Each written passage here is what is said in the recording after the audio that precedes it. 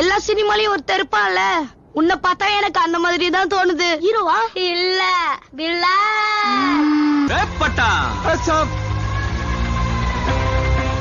யாரோ 10 பேர் அடிச்சு டான் ஆனவன் இல்லடா நானு. நான் அடிச்ச 10 பேரும் டானுங்க தான். வாழ்க்கைன்னா பயம் இருக்கணும், அது நெஞ்சுக்குள்ள மட்டும்தான் இருக்கணும். ஆனா அந்த நெஞ்சு நம்மளோட தான் இருக்க கூடாது, நம்மளை எதிர்த்து நிக்கிறவங்களோட தான் இருக்கணும்.